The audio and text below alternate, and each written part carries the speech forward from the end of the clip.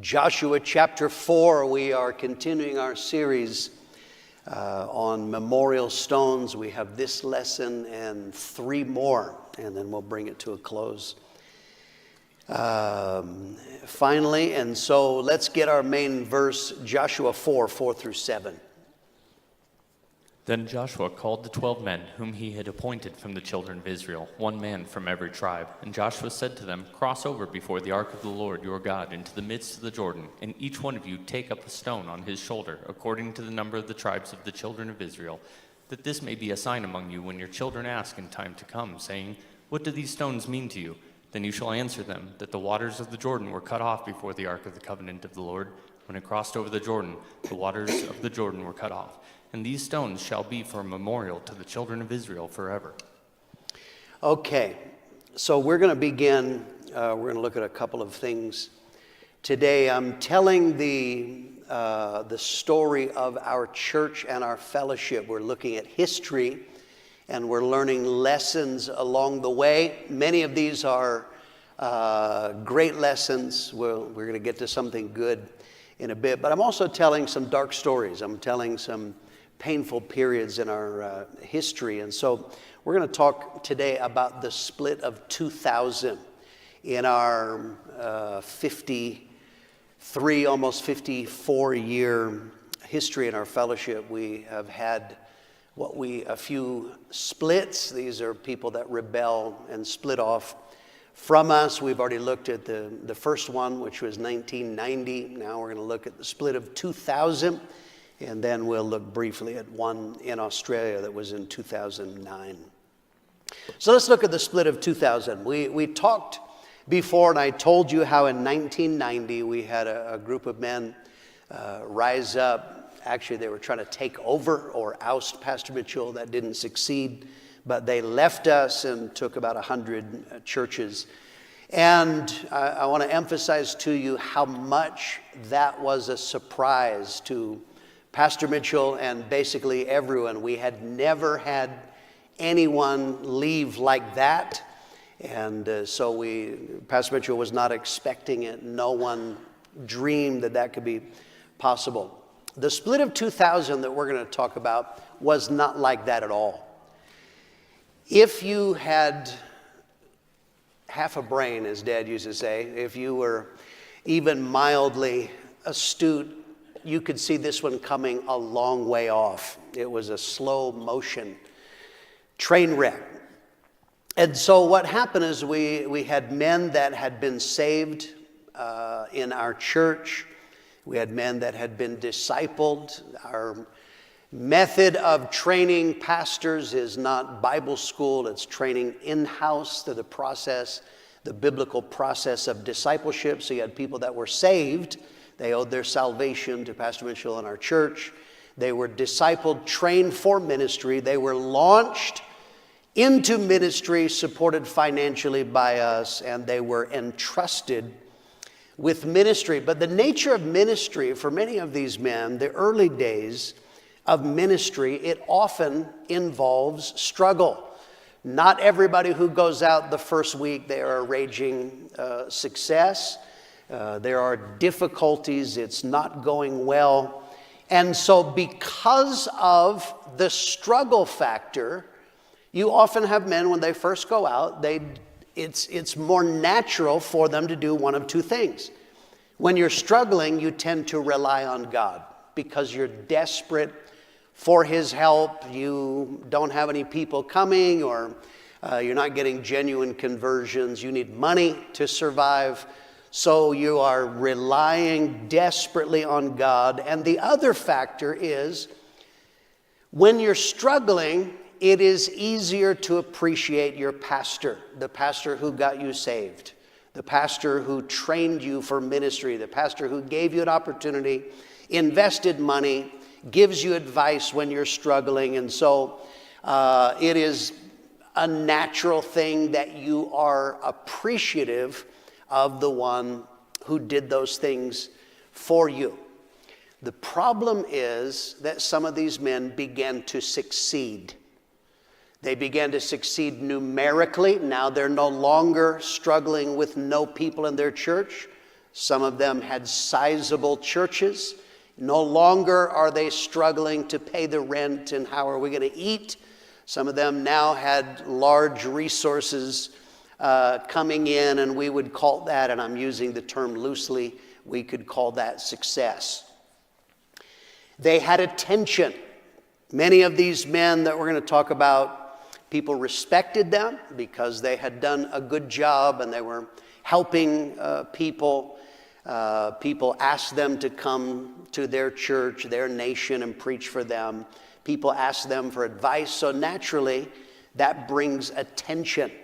Many of these men, they could travel. It's quite unique in our fellowship because we are a fellowship of churches. A pastor, you don't have to be in the ministry very long before you can go travel overseas to other nations. And many times they were preaching to large crowds, and people are saying nice things to them and about them. It is in success that some people come in danger. Success is dangerous for some people. Let's read 2 Chronicles 26:15. So his fame spread far and wide, for he was marvelously helped till he became strong. Okay, until he became strong. So this is Uzziah crying out, oh God, you've got to help me. We got enemies who want to kill us. And so God helped.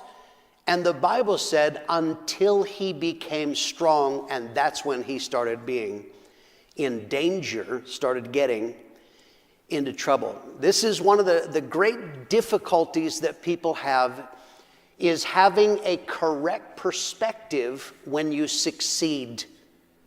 Okay, let's get a little perspective before we get into the details of this. If you succeed at anything in life, it's all because of God. Do you understand this? It is all because of God. 1 Corinthians 4, verse 7.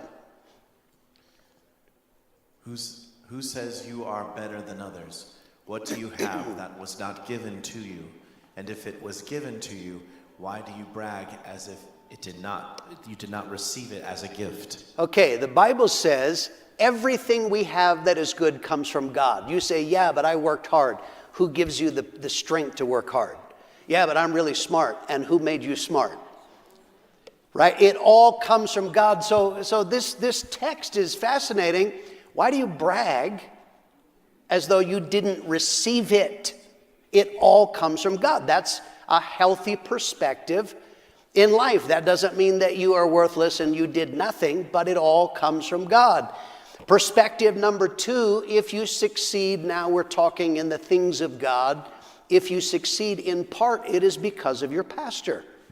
Right? So these men now, their churches are growing, they're getting money, they're getting attention, people are saying nice things, but their pastor had something to do with that. Shepherd is what the word pastor literally means. Shepherd is one who guided into salvation, guided into ministry, guided into the place where they are. Joshua 1, verse 6. Be strong and of good courage, for to this people you shall divide as an inheritance the land which I swore to their fathers to give them.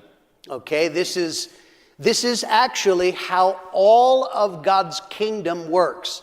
The inheritance is something good that God has planned for your life, but God says, Joshua as the leader or the man of God, the people enter their inheritance through a man of God. He helps. You have something to do with it. You have to lay hold of God. Yes, yes, yes. But in part, it's because of man of God. And the third thing, now we're talking about these men who are pastoring and succeeding. In part, it is because of the fellowship, the greater group. Philemon, verse 23 and 24. Epaphras, my fellow prisoner in Christ Jesus, greets you, as do Mark, Aristarchus, Demas, Luke, my fellow laborers. Okay, now here is the Apostle Paul. The Apostle Paul, he must have had it going on. He must have been a brilliant man. He wrote most of the New Testament. He had miracle ministry. He pioneered, he established. He wrote most of the New Testament. And yet when he writes, he says, my fellow laborers. In other words, he didn't just say, I, the Apostle Paul, I have got it going on. Did I tell you how I was caught up to heaven? That's not what he says. He says, I have fellow laborers. They're with me. We do this together. Okay, that is a healthy perspective. Now, here is a very important lesson. You can file this away for yourself later on. The lesson we need to look at is the danger of pride. 2 Chronicles 26:16. But when he was strong in his heart, and his heart was lifted up to his destruction. Okay, this is talking about Uzziah. We read before, he was marvelously helped till he was strong. And now this is the follow-up verse. But when he was strong, his heart was lifted up. The word pride literally means to be lifted up to his destruction. You know what's very, very sad in life is that few people can survive success. Okay, there's an old saying is that for every 100 people that can survive adversity, only one can survive success. And that's a shame because we need people to succeed.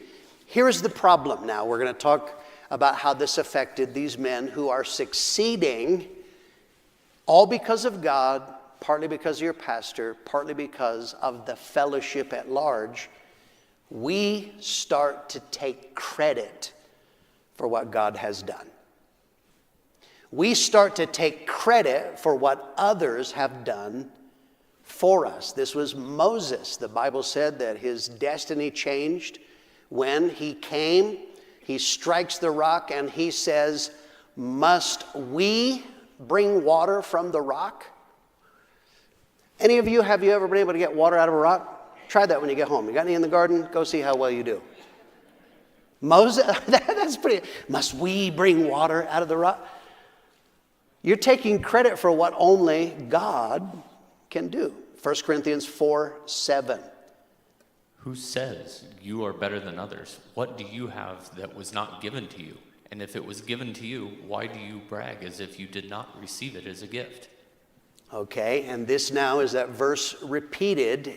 Here is the problem in pride. Why are you taking credit for what God has given you? Why do you take credit for what other people gave you? And here's the problem. We had a number of pastors. I wish I was telling you about, horrible gangster criminals. They weren't. They were pastors who started to become inflated with pride. Two things. The word pride, I pointed out, one meaning of it means to be lifted up. Proud people think they are above. So the two ugly sides of pride, number one, people who think they're above start to despise, which is look down on, as being lesser. They despise other people. And unfortunately, the second part of pride, they start to despise spiritual authority. In this case, these men started to despise their own pastor. Pastor Mitchell, 2 Chronicles 26:19. Then Uzziah became furious, and he had a censer in his hand to burn incense. And while he was angry with the priest, leprosy broke out on his forehead before the priests in the house of the Lord, beside the incense altar. Okay, here is Uzziah. Now is the outflow. We said he was strong and he was helped until he was strong. Then the Bible says he was lifted up to his destruction, and this is how it manifests. He was angry with the priests. He was angry with the men of God. God appointed them. He put them in place, and so now he's despising them.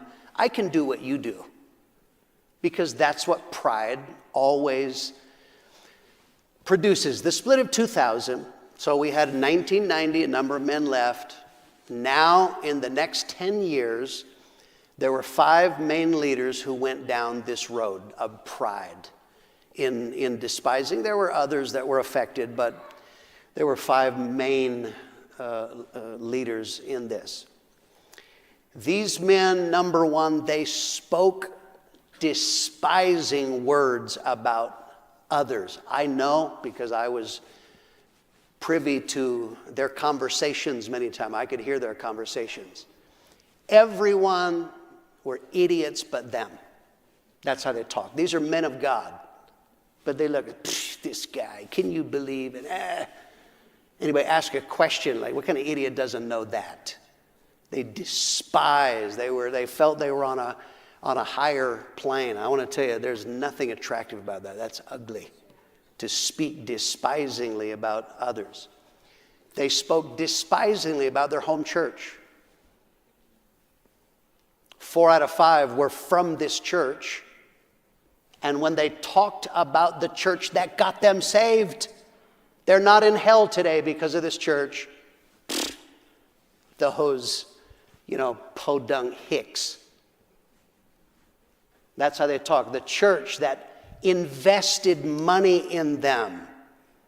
They spoke despising about how hokey and bad their home church was, and above all else, they despised their pastor. They wouldn't be saved without Pastor Mitchell, but they despised him. One of these men never had his own pastor preach in his church for more than 10 years. He had never had Pastor Mitchell come and preach. Now, if you asked him, he would say it was because, Pastor Mitchell offended him and he was bitter. But the real issue, it was just pride. He thought that he was better than his pastor because that's what pride does. These men started separating their church, their people, their pastors. They started separating from Prescott. Started separating from the fellowship. Here's a repeated theme you're going to hear me talk about when I talk about rebellion. Rebels lie.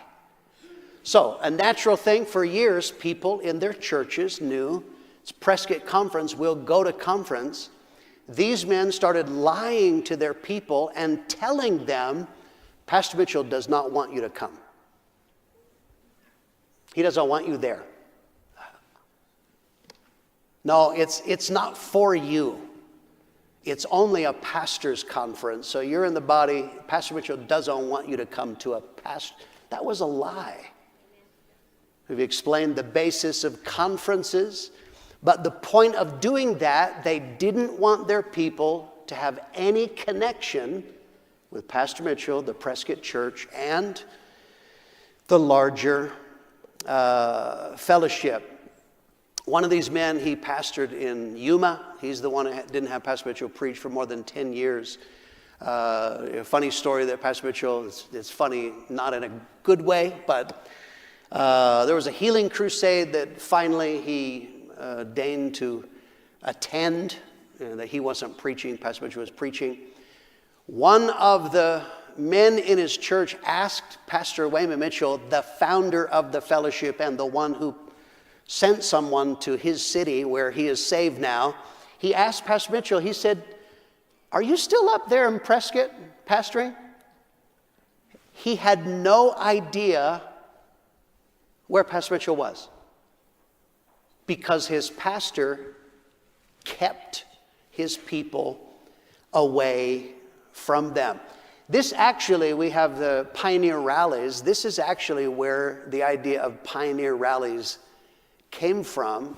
Joe Campbell recognizing what these men were doing, and Pastor Mitchell recognizing this, they said, we if they're lying and saying we didn't want them to come to conference, so then they said what we need is pioneer rallies outside of conferences so some of these people in the church can have a connection with the fellowship at large.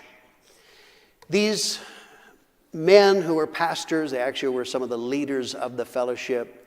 The words that they spoke were outrageous pride. Several of them, they were ones that took offerings at the conference, and they would say words like, if we don't take offerings at conference, there wouldn't be any money at all. God heard those words, fortunately, and he has made sure that that is not true. A common statement that these men said was, "We are the fellowship." Talk about this wonderful gathering, this miracle of what God has done. They said, "We are the fellowship." In other words, we're the reference points. We're the reason for its existence. We are the fellowship. One leader made an absolutely outrageous statement. He said, "As a matter of fact, I'm more fellowship than Pastor Mitchell." Oh, do you understand how outrageously stupid that is? The pride of that is outrageous. Some of you may remember this at conference when these men preached in the conference. Their sermons, they took shots, they attacked people. It was whatever, they delighted in just, I'm not talking about conviction and whatever, they just shot at people. And it was always a cringe. And during those, there was an ugly few years in the fellowship. Coming to conference, it especially was horrible when you're a missionary. You're a missionary, you desperately need to come and hear good preaching. And then it's like, oh, why is he saying that? And man, that was funky. Just attacking and shooting at people. In conference, they were constantly maneuvering. They would often, most of the time, they would never sit in the service. They always would hang out at the back or outside. They would catch people, and they were trying to talk people out of doing the will of God. If they heard that someone was thinking about going overseas and becoming a missionary, they would take them aside and say, don't do that. That's stupid. You'll never have that size church again. And they would try to talk people out of obedience in doing the will of God. In the leadership meetings that we had, I explained every January we meet, the leaders of the fellowship meet, we discuss issues. Leadership was tense and it was funky because these men were obstructive. They delighted in being contrary. Whatever Pastor Mitchell said, they took the opposite position. I'm convinced if Pastor Mitchell said Jesus is God in the flesh, they'd have said, no, he ain't, just to be obstructive. That's how they were. They just delight, like seventh graders that never grew up. So many people, as I said, this could be seen. A lot of people saw this, and many people said to Pastor Mitchell, why do you put up with that? Why don't you just remove these guys? But Pastor Mitchell took the larger picture, and he said, some of them, they have pastors and churches out. If we do that, if I just step in and remove them, which he would have had the right to do, we're going to lose many more people and many more pastors and churches who don't understand the issues than we need to. Probably we're going to lose people, but we're trying to minimize the damage. I discussed with you before about the damage that rebellion does. But here is a lesson I want you to listen to. Rebels always overplay their hand. And that is a saying that Pastor Mitchell drilled into me through the years. He said, Greg, rebels will always overplay their hand. They'll go too far, which will cause them to lose credibility. So we had something arise, and it was called Brownsville, Pensacola. This was the Assembly of God Church in Pensacola, Florida. They had this, what they said was revival. Christians from all over the world started flying there, bizarre manifestations of various kinds. It was a kind of a follow-on to the Laughing Revival in Toronto. And so these leaders spoke well of it. Numbers of them traveled to the Brownsville Assembly of God in Pensacola, and they encouraged other people to do this. The man who is a part of this rebellion, he was pastoring in Gallup, New Mexico, used to be the assistant here in Prescott. He got into this and he preached around. Remember what I said? Rebels lie. And he, in telling of the glories of this wonderful move of God, he preached a sermon on the tabernacle of David, and the heavy emphasis was worship, worship, worship. And he said, when we got into that, the next Sunday, 100 people walked through the door. I remember in Australia, they were like, and he said 100 people. It was a lie. The Assembly of God in Gallup, New Mexico had a huge church split, and 100 members of the Assembly of God walked in the doors. He lied. And as easy as the 100 came, you better believe they also left. But that was it. And so here they're into this. So what began to happen? There were people who began to understand. Pastor Mitchell took a hard stand. He said, this is not God. It will cause destruction. It wind up causing massive destruction in the Assembly of God from this. But this was what God began to use. One of the 5 leaders, he made a number of foolish decisions in his home church, lost credibility. He had to wind up resigning. Another of these men, the one that would not have Pastor Mitchell come and preach for him, some of his own pastors began to speak out about his abuse. And finally, a board of elders meeting was called to address this. And at the end of it, it was clear by his attitude, his treatment of people, the board of elders asked him to resign. They were willing to allow him to pioneer, do something else, but he's way beyond pioneering. He refused, and so he pulled out of the fellowship. His obstructionist twin in Santa Fe also pulled out at the same time. Their buddy in Gallup, New Mexico wanted to, but he lacked courage. And so he stalled and waited and actually resigned, and thank God Tom Payne was able to take Gallup, New Mexico and save that church. But there was residual damage. I described this before. Always when you do that, some of their pastors, some of their churches joined this. We lost 3 conference churches. We lost probably in the neighborhood of 95 churches. I have, from my father's Bible, have a picture here I want you to see. This is my dad's Bible, September 6th of 2000, and here he writes the names of these men: Coolidge, Johnson, Houghton, Maston. These were ringleaders of the 2000 rebellion, and he is speaking here, my mouth is enlarged over my enemies. These men, they became enemies. They did all they could to destroy the fellowship. Ultimately, one of the men on the screen there, that he came to start a church in Prescott Valley. He used to be the assistant here. And remember, I said about rebellion is fed by pride. He and his wife said, we built the Prescott church. And I want to tell you, that's a special kind of delusional. That was their opinion, and they thought by them coming and starting a church in Prescott Valley, they were going to clean out the church, and they were going to rise to great heights. Another picture I want to show you out of my dad's Bible is here. November of 2001, about the time he was starting this church, is God spoke to him, it shall not stand.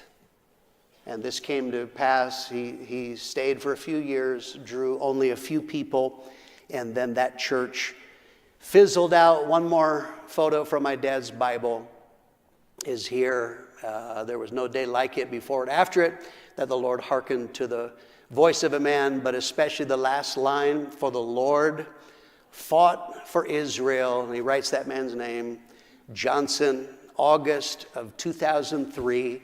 And Dad applied that to the Prescott Church, is God did not allow the Prescott Church to be destroyed. What was very sad, this man used to be the assistant here, is looking back through the years, for many years, there would be people that would just suddenly leave the church.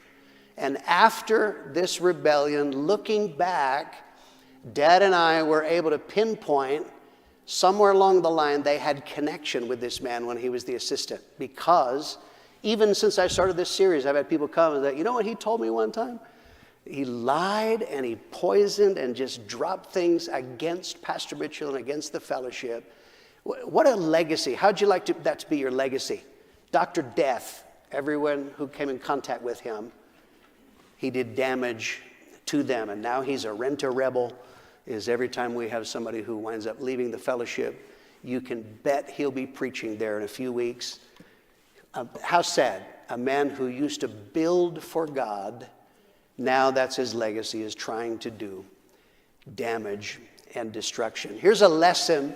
This lesson was suggested by Pastor Mark Olson. He said, Greg, you need to have a lesson, WWD, what would Wayman do?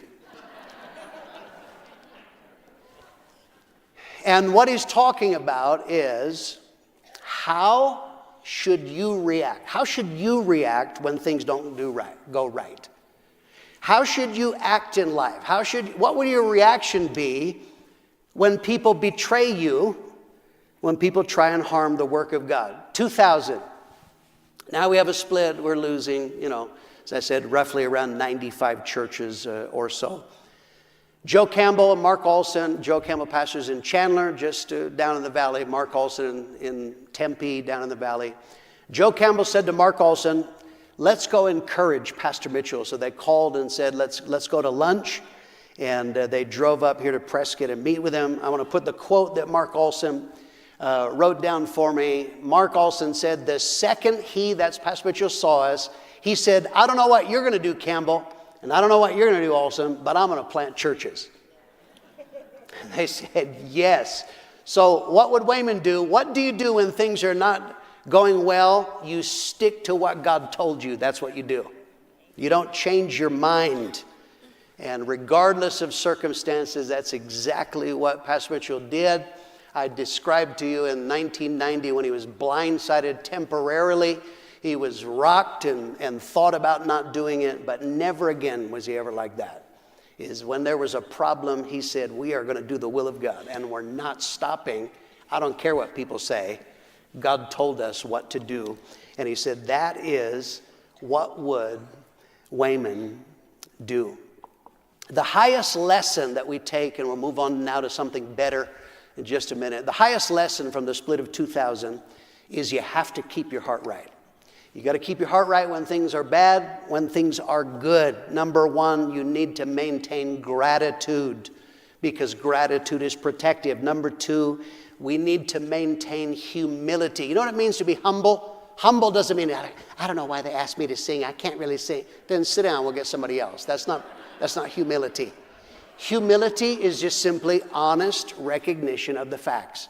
Are you succeeding? Are you doing great? Okay, you owe God and your pastor and the people in your church and in the fellowship. That will keep you. You know, it's amazing. Some of these men that I just put their names up, they were fellowship rock stars at one point in time. They preached all the conferences. Everybody knew their name.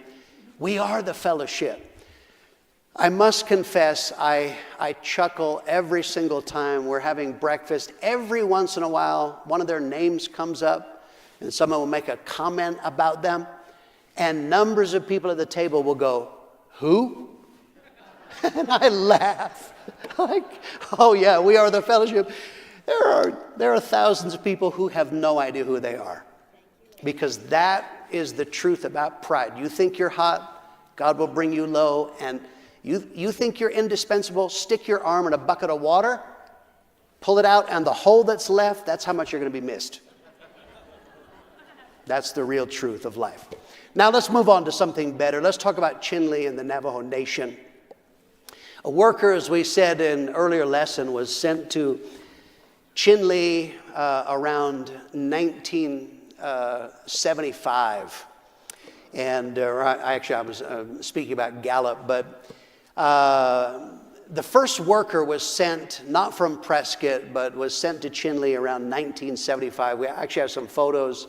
Here was a man, he was sent from Colorado, if I remember right. He was the original pastor. I have a picture of the original building in Chinle. That is the original building that they ever had.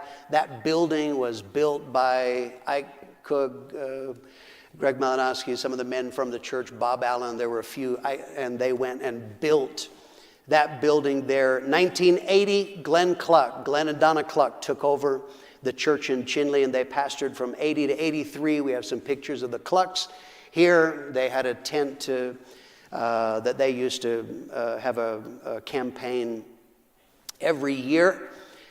The next pastor who took Chinle from the Clucks in 1990 was part of the original rebellion and left. And they had no church. Actually, it was before 90. But there was no church there for years. April of 1992, 4 ladies from Chinle came to the Gallup conference to talk to Pastor Mitchell, and they asked Pastor Mitchell, please, would you plant a church in Chinle? I have a photo here.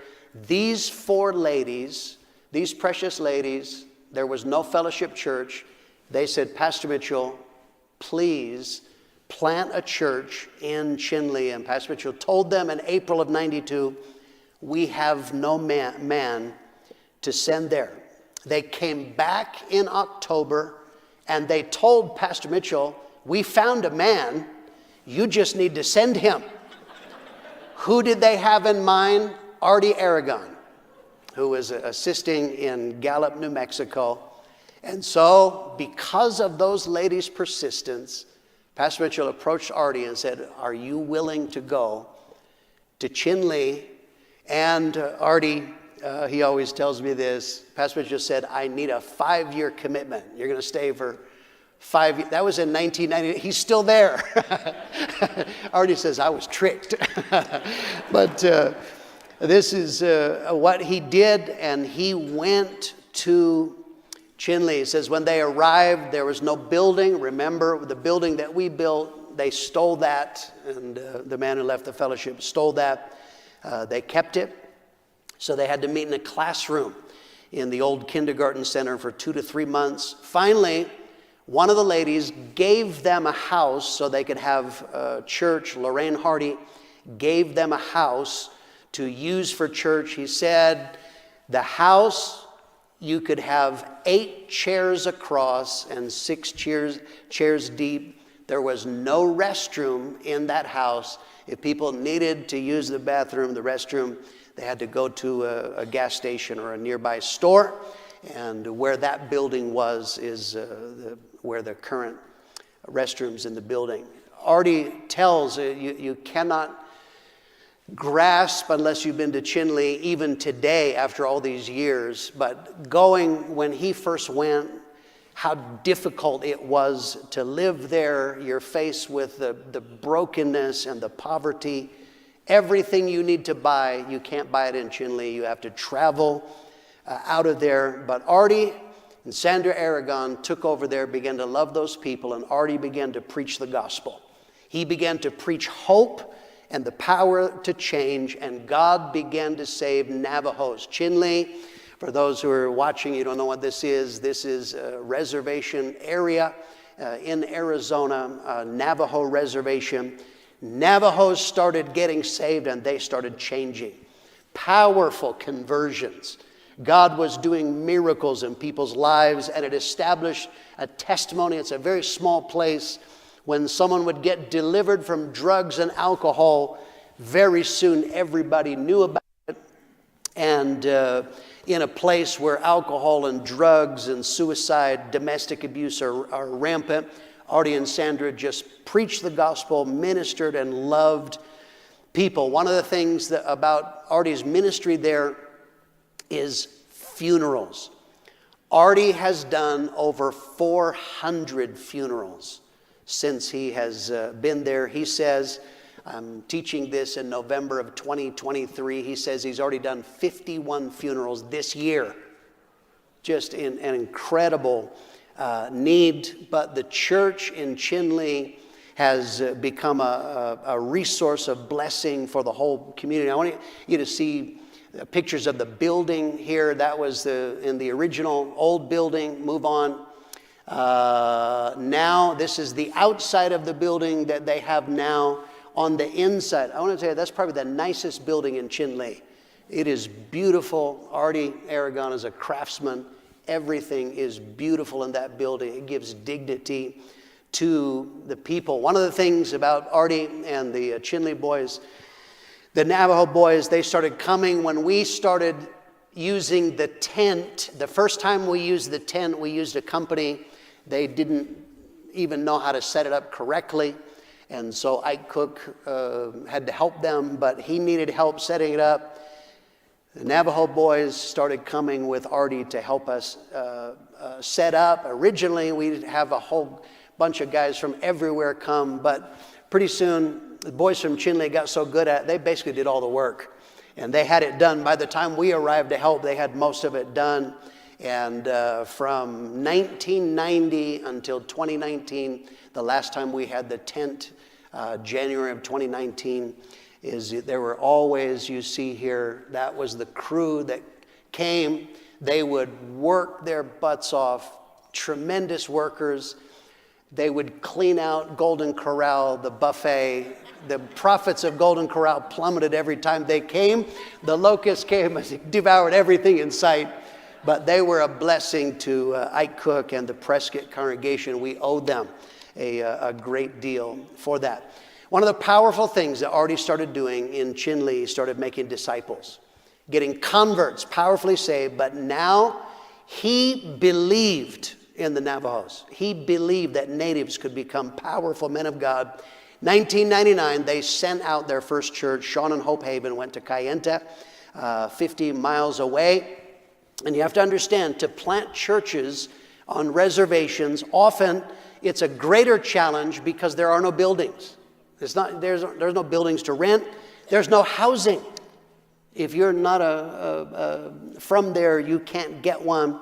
So to plant a church, they had to buy a mobile home for the pastor to live in. Sometimes they had to buy a mobile home for the church to meet in. And often, sometimes they'd get a house or an old abandoned building. Every time they plant a church, it involves a major building project that Artie has gotten involved in. They planted other churches in the Navajo Nation. Martin and Dina Haven in Fort Defiance, Arizona. Now we'll show you some pictures of these. This is the building, and in each of them I'll show you the couple, the family, and their church. That's Fort Defiance. Next one, Dan and Pam Lee are now in Kayenta, Arizona. That's their building. Miller and Charity Deadman pastoring in Winslow, the church that we originally sent a worker there, and here is the church in Winslow today. Dempsey and Cheryl Deswood are in Tuba City, Arizona. That is half Navajo, half Hopi, very unique place in the world. Kevin and Corinda Gray in Payson, Arizona. After Brother Hart did a crusade, got some people saved, and there is the church in Payson, Arizona. But what God began to do is not only are they planting churches, but now the word spread of what God was doing in Chinle, and people in other cities, in other reservations, even other tribes, they wanted a church to be planted. Cuba, New Mexico.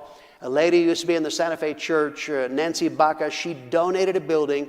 She wanted there to be Potter's House Church in Cuba, New Mexico. So she donated the building. We have here, this is Adam and Nia Braxton, who were pastoring there. They've moved on since there. That's Cuba, New Mexico. Pine Ridge, South Dakota. Now this is far away. People in Pine Ridge contacted Artie because they heard that there is hope. They heard in the incredible problems on the reservation is that Artie was preaching hope. People were changing, and they said, please come plant a church in Pine Ridge, South Dakota. Here's Patrick and Lauren Ashley, Shaw's Ashley, they are there in Pine Ridge. Rapid City, South Dakota. Chris and Erica Morgan are there, and you'll notice both of these are daughters of Artie, who married Navajo boys, are now pastoring, and that's in Rapid City, South Dakota. Even internationally, the word would spread not just within the United States, but internationally. Artie was preaching in Saskatoon, in Saskatchewan, in Canada, and there they called natives First Nation. Some First Nation people came and they said, please, would you come and plant a worker here? And so Derek and Audrey Clouchy went there. In the town there in Saskatoon, there are approximately 30,000 natives, and so they planted from Chinle. They planted into Canada, and Chinle has planted other churches internationally. Winnipeg and Manitoba in Canada. Elijah and Anna Pete, next photo there, are in Winnipeg. Approximately 90,000 natives live in Winnipeg. But then they planted a church into Shanghai, China. And from Chinle, Donnie and Trissy Benally pioneered it. This was the first Navajo couple sent overseas from Chinle. There they are in Shanghai, China. There are some of their converts. That church is ongoing to this day. Donnie passed away from COVID in 2020. But that couple you see in the bottom right-hand corner, Martin and Jane Maway, they took it over, are pastoring a church that was pioneered from Chinle, Arizona, doing a work for God there. And in October of 2023, just last month, out of the Gallup congregation, they announced going into Ho Chi Minh City, Vietnam, is Adam and Nia Braxton. They're going to Ho Chi Minh City. And so one of the things that God has done that is very powerful is, because of the incredible need in Chinle, the suicide rate and just alcohol and drug addiction rates. Siri, shut up here. And Siri said, okay, see, she listens. But one of the very powerful things that has happened, because the testimony is so powerful, it has given them favor with officials. We have some pictures here. The first picture here is this is the mayor of Chinle, what they call the chapter house president. And these people will come to church because they know the testimony there. Next photo, let's see here. This is the former president of the Navajo Nation, Joe Shirley Jr. He was the president from 2003 to 2011, came to a camp meeting, and here the Chinle pastors are laying hands on the president. He came because of the testimony that he knew. The next picture, here is former President Jonathan Nez from 2019 to 2023. He came to a regular Sunday night service. He would attend events from time to time. And Artie said he had his personal phone number, was given essential business privileges during the COVID nonsense of 2020. And the final picture is the acting president, Boo Nigran, I guess is how you say it. He came to the camp meeting in 2023, spent 2 hours after the service talking with also the Navajo Nation Speaker of the House also came. And so normally our thing is we don't glory in the fact that politicians come. The only reason why that is impressive, the politicians came because of the testimony. It's not seeking out like we want somebody famous coming to our church. I'm telling you, the work that Artie and Sandra have done in Chinle and the work that they are doing, raising up disciples. Artie gets invitations from many different tribes all across America, even, as I said, in Canada, other nations, that they want him to come because of the testimony of what God has done. God has done a miracle in Chinle, and we rejoice. We thank God for Artie and Sandra and the Chinle Church. We are glad that they're a part of our community. Let's praise God and thank God for what he's done.